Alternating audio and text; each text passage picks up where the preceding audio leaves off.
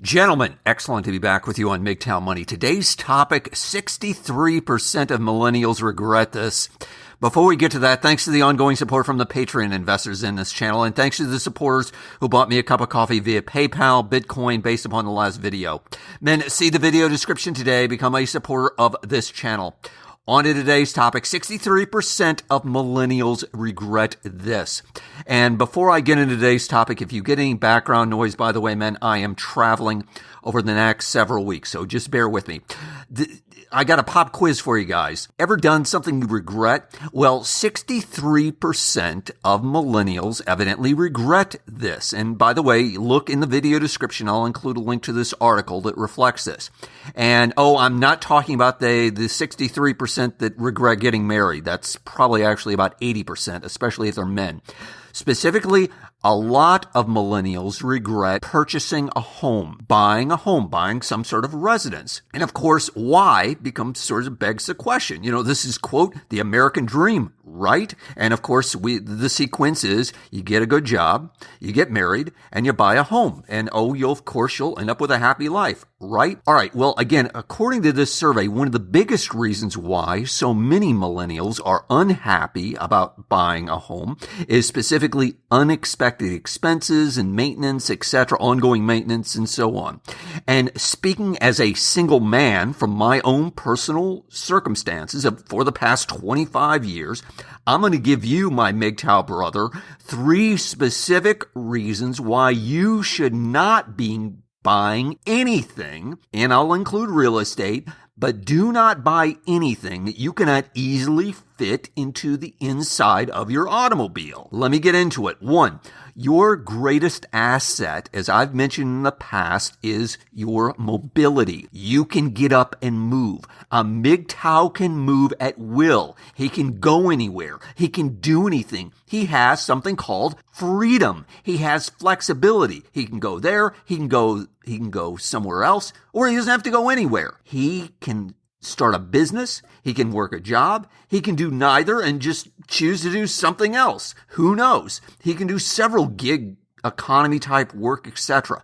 He doesn't have any sort of geographic constraints stopping him. He doesn't have to negotiate with anyone. He can move forward with his life as he chooses to. Nothing is holding him back. 2, specifically going back to real estate. This is one of the most illiquid investments or things of any type, material possessions that you can buy. What I mean by illiquid is that it is easy to buy, but frankly, many times it is hard to sell. In other words, let's hypothetically say, I'm just using round numbers, you buy a house for $100,000 and you want to turn around and sell it in a couple of years, you're only getting offers of $90,000. So already you've lost $10,000. So again, I know that's a simplistic explanation, but that is not uncommon, especially with how markets are changing today, and especially in several cities. I'm thinking in Australia, in Western Canada, and even parts in the U.S. where prices in real estate now are starting to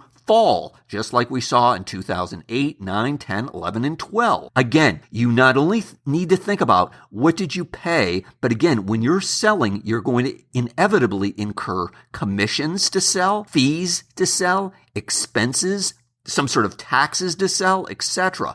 Unless you are holding your real estate that you've purchased ideally at least 5 to 7 years. I said 5 to 7 years. And are you sure you really want to do something for 5 to 7 years? Unless you're sure you really want to do that, you need to think very carefully about before you buy any real estate. Let me summarize this point. When you buy a home, specifically you are choosing one particular city, one particular neighborhood, one particular street, one particular house. Summing up, go very slowly, especially being a young man, especially in what would be a millennial, let's just say between 18 and 34, go slowly. 3, continuing on with buying a house, nearly always, it requires, and more than one commenter has mentioned this, it requires a significant amount of debt. Now, I'm not going to get on the Dave Ramsey bandwagon that all debt is evil and terrible, etc.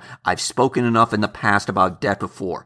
I do think having debt, especially a large amount of debt relative to your income, requires a high level of what I call financial intelligence. And most men, frankly, especially young men, don't have it. I know I certainly didn't have it at 25 or 30 years. And so therefore, my point is, I would highly encourage you to avoid all forms of debt, because when you take on debt, and again, it's almost for sure when you buy a home, you are going to ultimately have to take on debt. You are putting yourself, my friend, in a box. You are choosing to obligate yourself and become a slave, if you will. And yes, I'm using that term literally, a slave to the lender. You will always be paying him his money. He does not want to hear your excuses. He doesn't want to hear your sob stories. He doesn't want to hear how you're out of work, you got your hours cut, whatever it might be. He doesn't want to hear how bad the economy is. He wants his money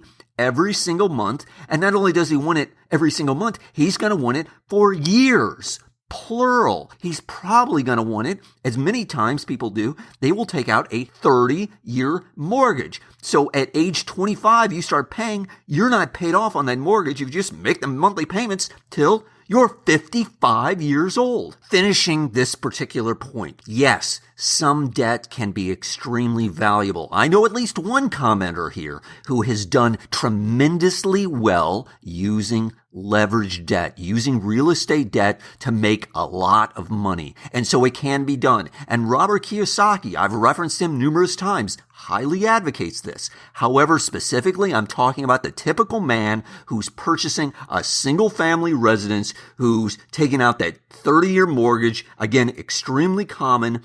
I'm telling you, young man, be very, very careful. It's probably not a good idea. I didn't purchase any real estate till I was in my 40s. Although I got to also say, for the 20 years prior to that, numerous times, many, many times, I was extremely tempted.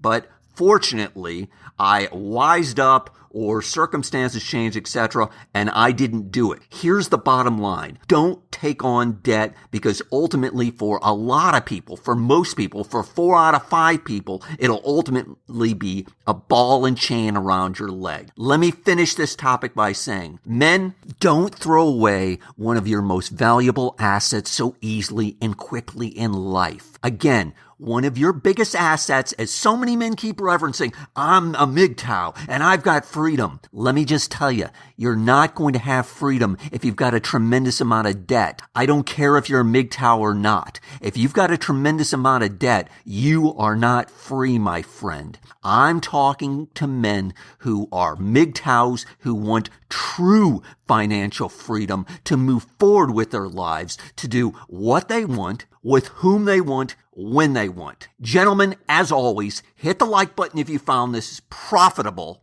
John Galt, out.